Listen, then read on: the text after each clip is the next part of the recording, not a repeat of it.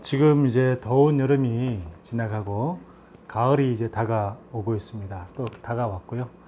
가을은 독서하기도 좋고 운동하기도 참 좋은 계절인 것 같습니다. 우리가 하나님이 주신 이 시간표를 우리가 잘 또 활용하고 잘 누려야겠습니다. 신앙생활을 한마디로 말하면 뭐라고 얘기할 수 있겠습니까? 신앙생활은 한마디로 말하면 복음을 알고 복음의 말씀을 잘 붙잡는 거다라고 말씀드릴 수 있습니다. 내 안에 말씀이 없는데 내가 뭔가를 열심히 한다? 하는 만큼 손해입니다. 내가 틀린 길로 빨리 간다? 돌아오기가 너무 힘듭니다. 그래서 속도가 중요한 게 아니라 방향이 중요합니다. 하나님이 원하시는 방향, 그걸 우리가 언약으로 잡아야겠습니다. 그래서 무엇을 하기 이전에 우리가 말씀의 은혜를 받아야 됩니다. 오늘 은혜 받는 시간이 되어지길 바랍니다. 또 말씀이 여러분의 삶 속에 심겨질 수 있도록 여러분 은혜 받기를 예수 이름으로 축원합니다.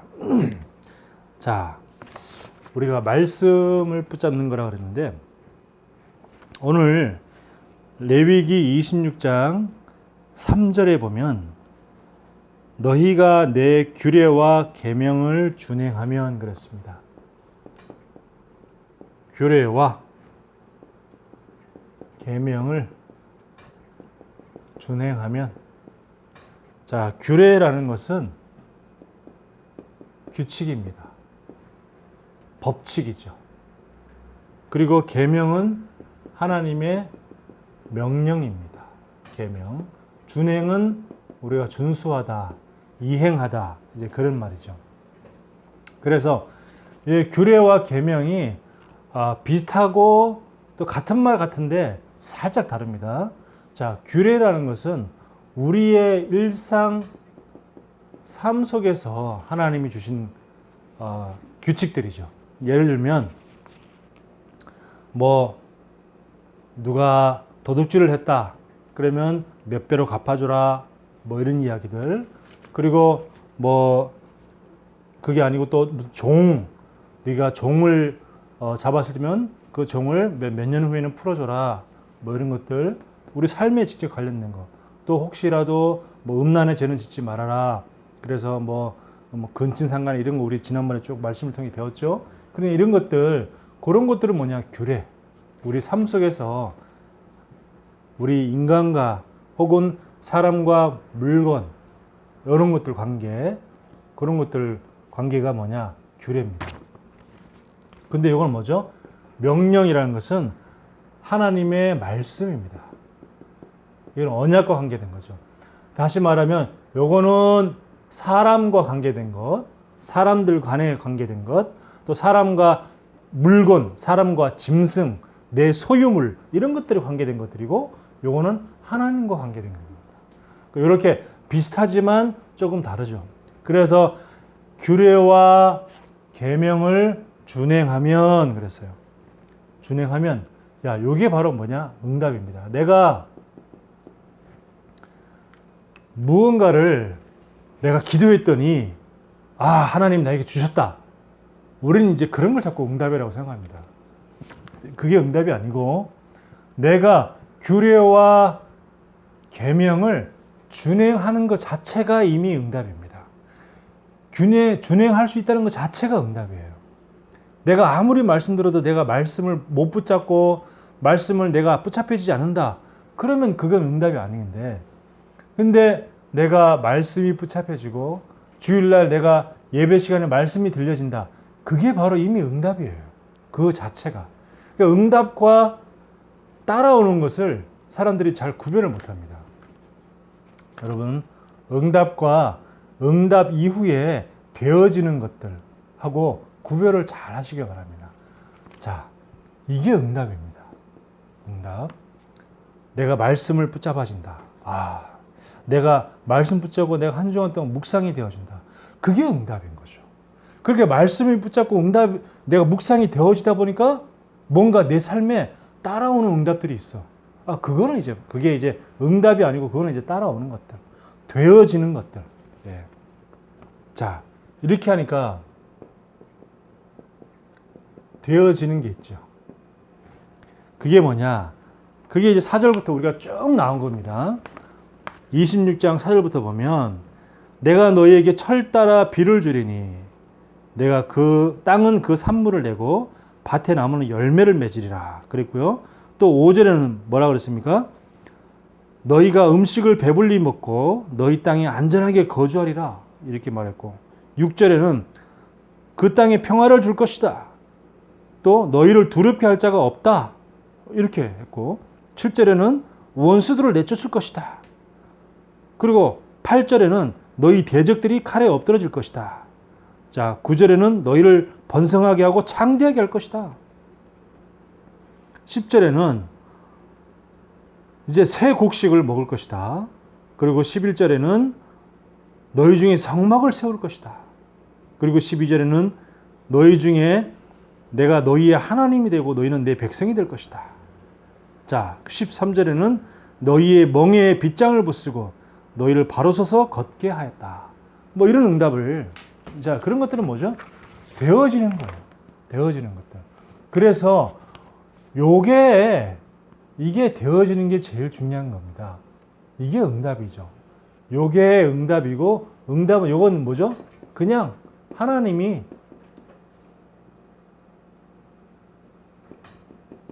우리에게 그냥 이걸 했더니 그냥 따라오게 만드는 겁니다. 그래서 여러분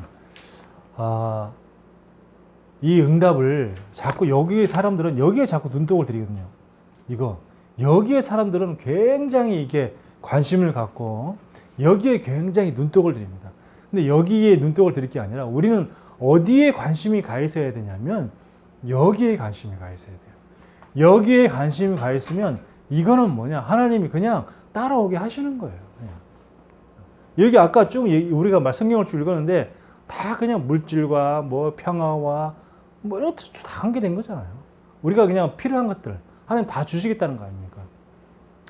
오늘 우리가 예배를 통해서 나의 생각이 바뀌어지고 우리가 정말 뭐가 응답인지 응답의 중요한 의미가 기준이 바뀌어지는 그런 중요한 시간이 되어지길 바랍니다.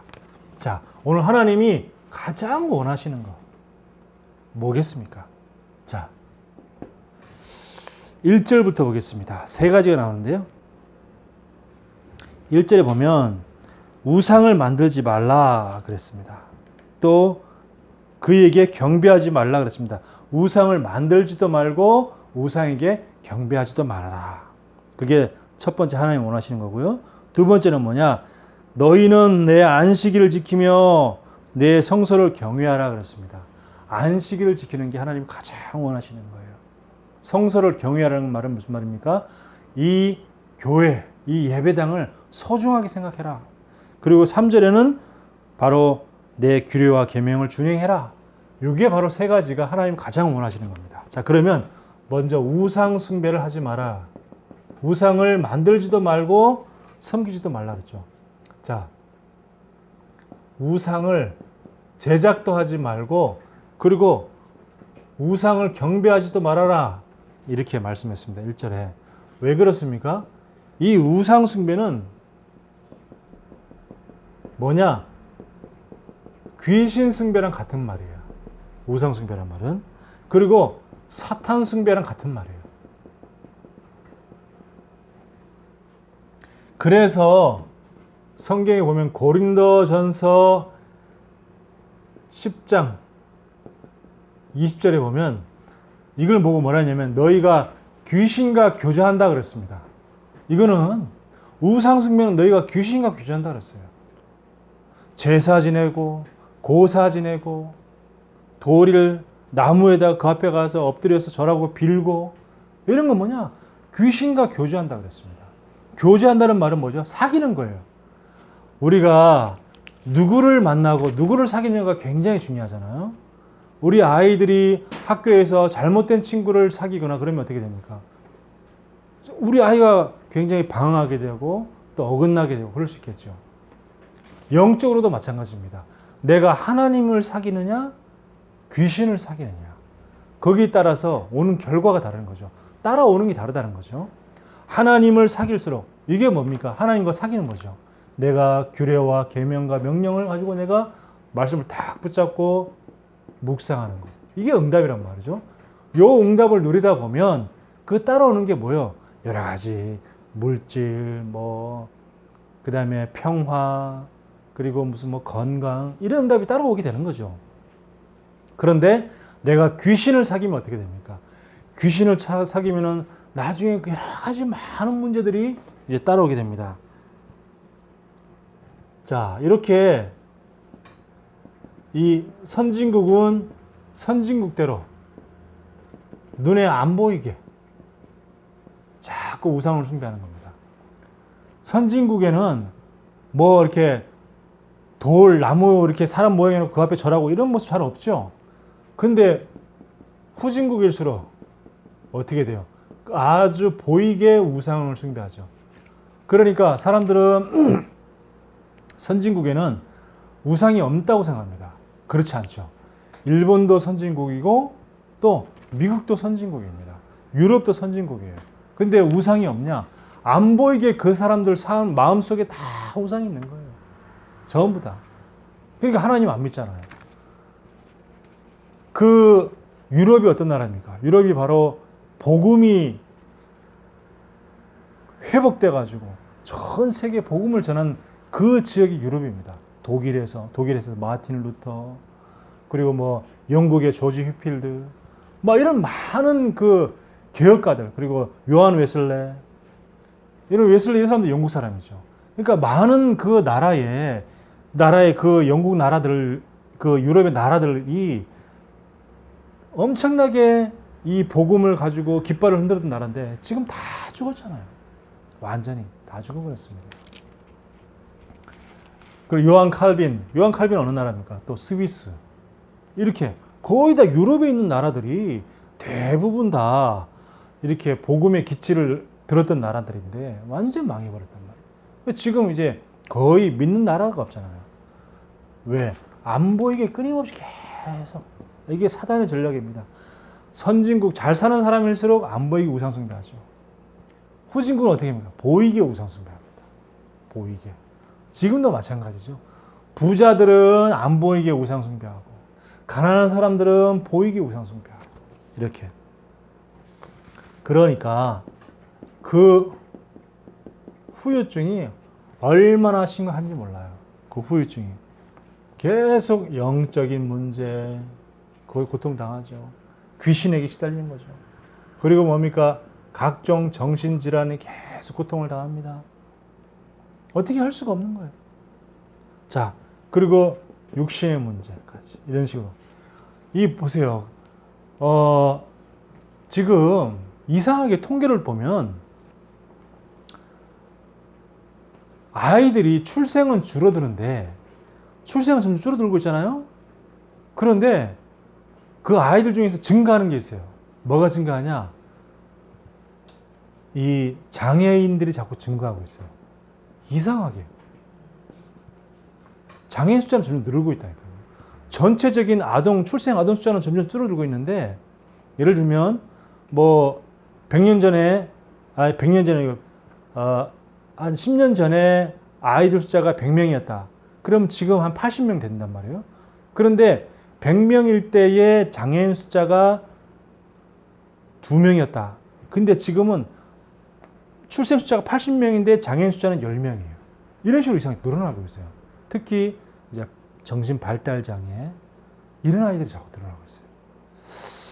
참 이상하죠. 왜 그럴까요? 이게 이런 말 하긴 뭐하지만 이게 뭔가 이런 것들하고 전혀 관계가 없겠습니까? 뭔가 있겠죠. 그래서 영적인 문제, 정신적인 문제, 자꾸 이게 방금 이런 거 얘기한 것처럼 후대 문제, 이런 것들이 자꾸 이제 일어나는 겁니다. 후대 문제까지. 그래서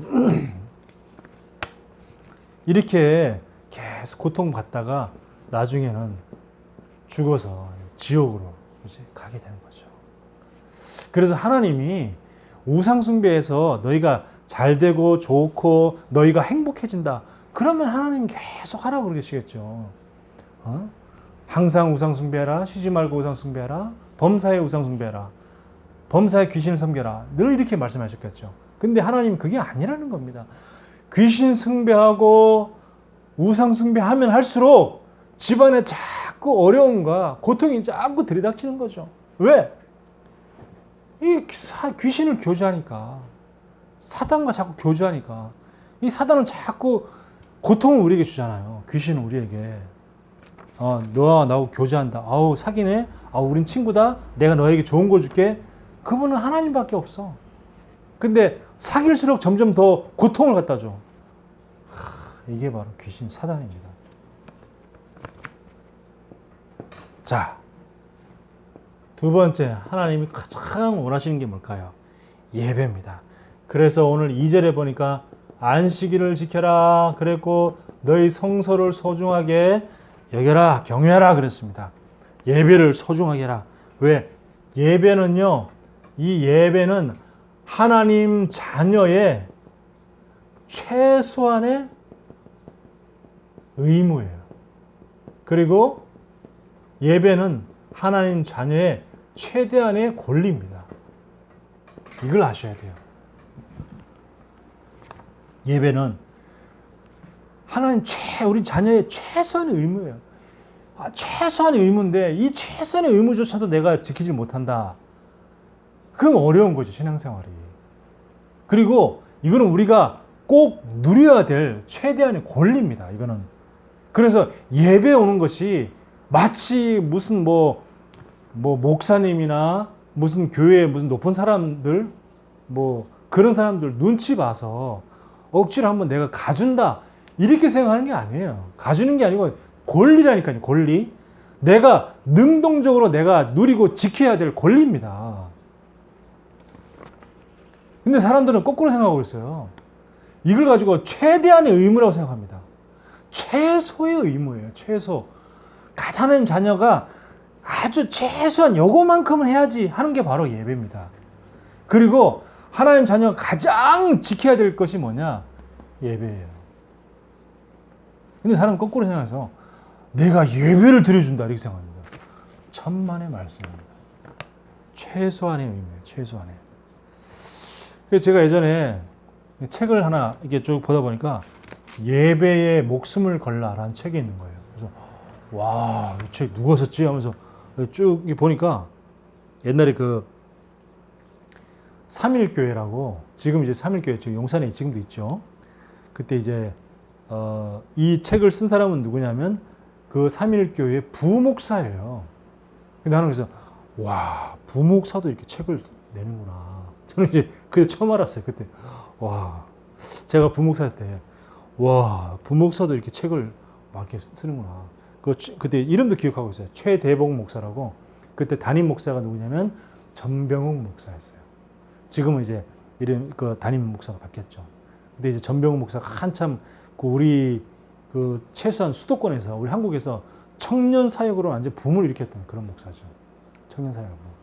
저도 이제 그 청년 때 그 전병욱 목사 메시지도 좀 들어보고 했는데 복음은 약해요. 복음은 약한데 어찌됐건 간에 그 사람이 우리나라에서 가장 청년 운동에 청년 사역에 아주 최고의 붐을 일으켰던. 그래서 그 교회를 제가 탐방도 한번 갔잖아요. 삼일교회 그 전병욱 목사 있을 때 탐방 갔는데 교회 성도들이 그때만 해도 교회 성도들이 10,000명 이렇게 됐는데 80%가 20대인 거 있죠. 너무너무 놀랐습니다. 80대 청년들이 80%가 20대, 30대까지. 그리고 나머지 20%가 이제 40, 50대, 60대까지 이렇게 어마어마한 저 깜짝 놀랐습니다. 가니까 활기가 넘쳐요. 교회 가니까 전부 다 청년들, 다 20, 30대들밖에 없어. 어마어마하더라고.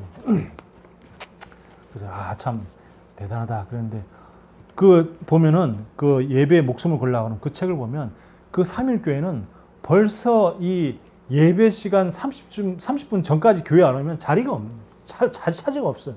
그래서 벌써 한 20분, 예배 시간 20분 전부터 막 뛰기 시작하는 사람들 그 정도로 전부 다 예배를 사모하고 목숨 걸고 이렇게 예배드립니다. 자, 그런 거 볼 때, 야, 우리는 복음 있는데 왜 이러지? 막 이런 생각. 우리 복음 있는데 맨날 막, 예배 시간 맨날 지각하고 막 이렇게. 왜 이러지? 막 이런 생각. 막 그랬는데, 우리가 이 예배만큼은 진짜 목숨을 걸어야 돼요. 그 복음 희미한 교회도 예배 목숨 걸라 이러면서 책까지 내는데, 우리가요, 진짜 복음 있는데.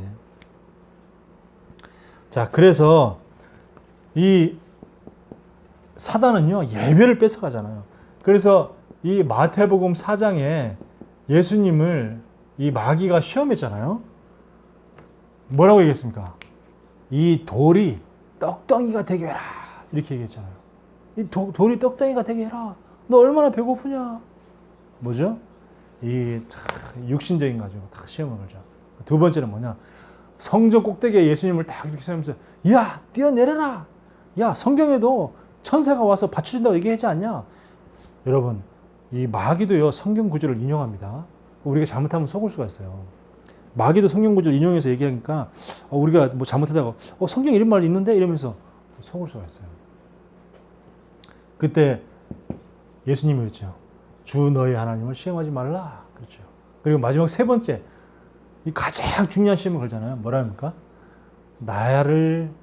내게 엎드려 경배해라 그랬어요. 와, 그냥 경배가 아니고 내게 엎드려 경배해라. 이 사단이 얼마나 이게 간덩이가 부었는지 감히 예수님한테 내게 엎드려 경배해라. 그래야만 내가 이 모든 걸 너에게 줄 거다. 이렇게 얘기했잖아요. 그때 예수님이 이 사단아 물러가라. 자, 이렇게 이 사단은요, 우리에게 끊임없이 예배를 뺏어가려고 합니다. 예배가 별 가치 없는 것처럼 그렇게 여기게 만드는 거예요. 특히 우리 후대들에게 예배 뭐 주일날 뭐 쉬고 싶고 놀고 싶고 뭐 예배 꼭 드려야 돼. 아주 예배가 아주 가치 없는 걸로 진짜 아주 막 시간 낭비하는 것처럼 이렇게 여기게끔 만드는 거예요. 그래서 예배를 뺏어가요. 그래서 뭐 어떻게 해요? 이 예배의 대상을 바꾸는 겁니다. 경배의 대상을 바꾸는 거예요. 사단이 그랬잖아요. 예수님한테 내게 엎드려 경배해라. 이렇게 얘기했잖아요. 그런데 초대교회 보세요. 초대교회 사도행전 2장 46절에 보니까 날마다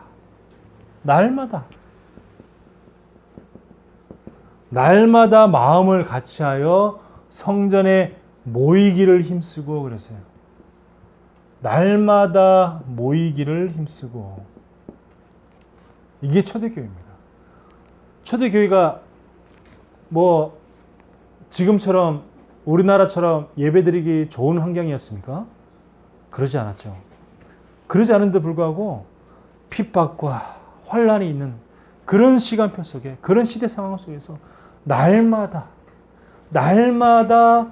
성전에 모이기를 힘썼다 그랬어요.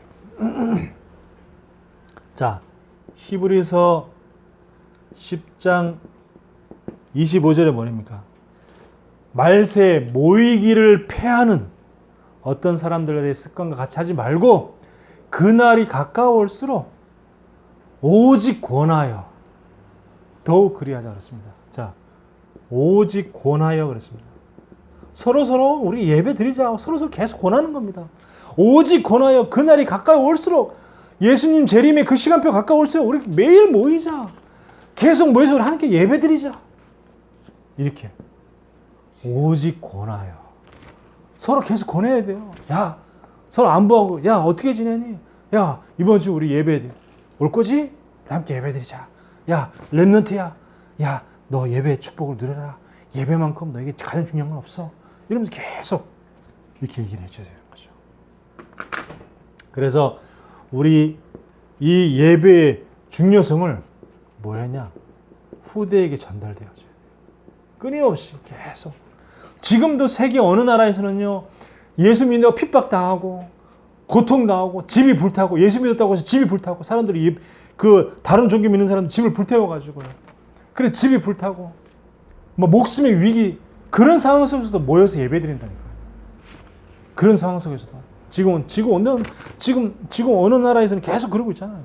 우리가 그 순교자의 소리라는 그 팜플렛이 계속 한 달에 한 번씩 오잖아요. 그거 보면은 지금도 얼마나 많은 나라에서 예수 믿는다고 불교 국가, 이슬람 국가 이런 국가들에서 계속 고통과 핍박을 받으면서 그러면서도 불구하고 계속 복음을 전하고 모여서 예배드리고 우리 후대에게 이게 귀중한 이 언약을 전달해야 됩니다.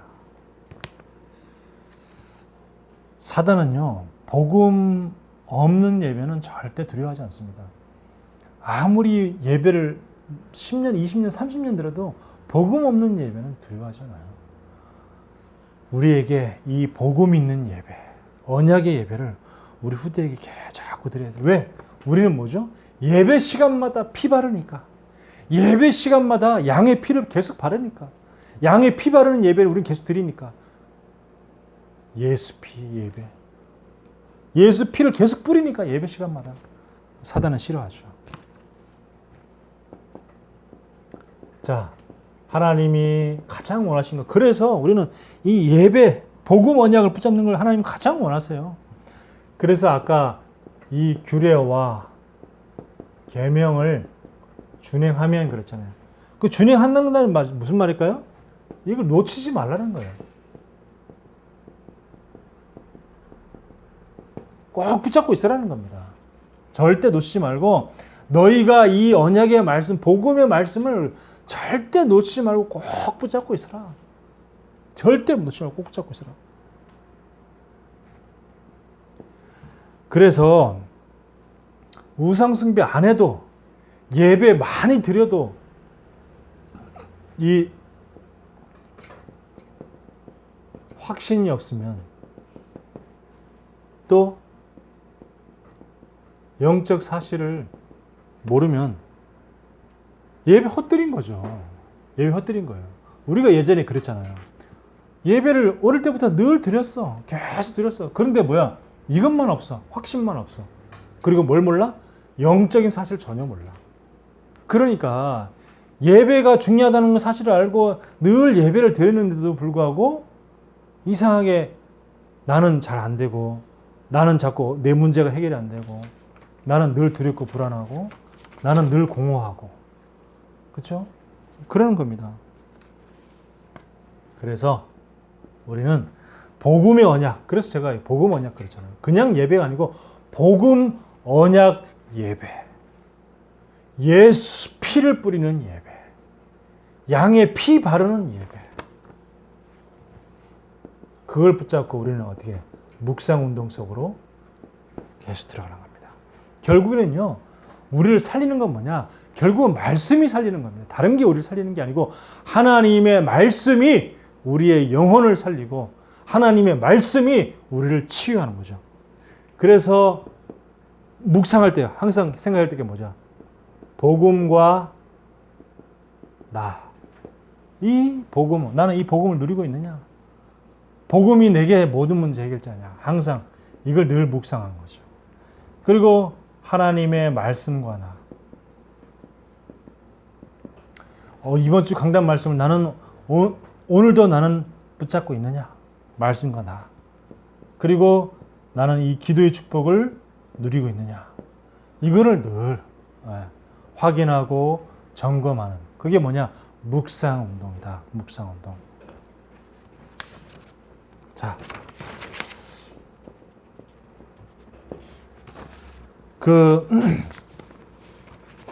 지금 수리남이란 영화가 뭐 드라마라고 그러는데 제가 드라마인지 잘 모르겠어요. 근데 수리남이라는 그 영화가 지금 이제 했는데 좀 인기가 좀 높은가 봐요. 그 수리남이 어디냐면은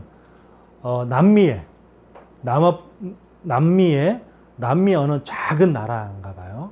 작은 나라인데 국토 면적은 우리나라보다는 1.6배 커요. 1.6배 큰데 그 나라의 인구는 우리나라의 한 10분의 1 정도? 그 정도밖에 안 돼요. 왜 그러냐면 그 나라의 80% 이상이 완전 밀림지대야.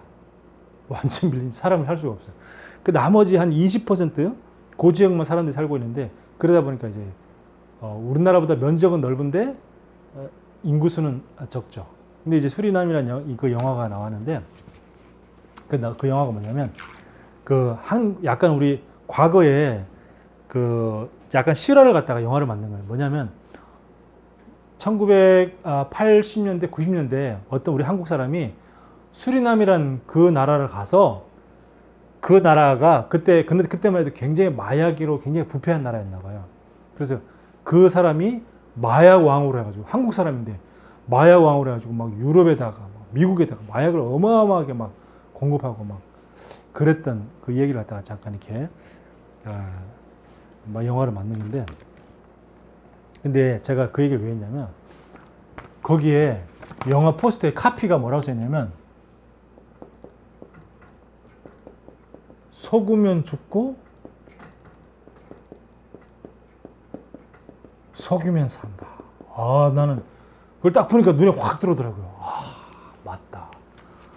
속으면 죽는 거예요. 그러나 속이면 사는 겁니다. 뭘 속일까요? 여러분 자신의 뇌를 속여야 돼요. 자기 뇌를 속여야 된다니까요. 이게 무슨 말이냐면 이 뇌는 눈이 있어요, 없어요? 뇌는 머릿속에 갇혀있기 때문에 눈은 없죠. 그래서 이 뇌가 내가 말하는 걸 갖다가 그걸 진짜로 인식한대요. 그러니까 나는 불안하지 않아. 그러면 이 뇌가 불안하지 않구나 라고 생각해서 이게 몸을 갖다가 긴장하지 않고 이완시켜 주는 거예요. 그런 역할을 하는 겁니다. 우리가 자꾸 두려워, 무서워, 불안해 뭐 이런 말 자꾸 하면은 그 뇌가 그래 지금 굉장히 뭔가 두렵고 불안한 상황이구나, 위급한 상황이구나 해가지고 몸을 자꾸 긴장하게 만드는 거죠. 그 뇌를 속여야 돼요. 자, 어떻게 속이냐? 우리는 다 받았다. 확실한 거니까. 우리는 다 얻었다. 문제 없다. 이렇게 자꾸 고백하는 겁니다. 그러면요, 뇌가 그렇게 인식을 하는 거죠. 뇌가 그렇게 인식해요. 항상 우리가 고백할 거예요. 다 얻었다. 난 다 받았다. 문제 없다. 이렇게 자꾸. 그러면 어떻게 돼요? 그렇게 되어지는 거죠. 자꾸 내가 문제 있다. 나는 뭐 걱정 있다. 나는 불안하다. 이러면 자꾸 그런 것들이 자꾸 생기는 거예요. 그렇게 되어지는 거죠. 그래서 말이 중요하다고 하는 게 말하는 대로 그렇게 되어지는 거죠. 자꾸. 뭐가? 삶이 자꾸 그렇게 되어지는 거예요. 우리 스승님도 그렇잖아요. 우리 스승님도 그렇게 말하면 그런 응답이 온다 그랬잖아요. 우리가 뇌를 속여야 돼요. 뇌를. 우리 뭐 속인다는 말은 좀 그렇지만 왜? 맞는 말이고 우리는 복음은 다 받은 거고 다 얻은 거니까 그 맞는 거지만 자꾸 우리가 쏘으니까 반대로 뇌를 속이자 이 말이에요. 그리고 우리는 뭘 속여야 되느냐? 세상을 속이자. 세상을 속이라. 그 말은 무슨 말이냐? 세상 사람들과 똑같이 하루 세끼 밥 먹고 잠자고 일어나서 똑같이 활동하고 학교 가고 공부하고 혹은 회사 가고 출근하고 일하고 똑같은 것처럼 보이지만 어떻게? 나는 중요한 언약을 갖고 그 내가 있는 현장에 빛을 발하는 자다. 겉모습은 똑같은 사람 속이는 거죠.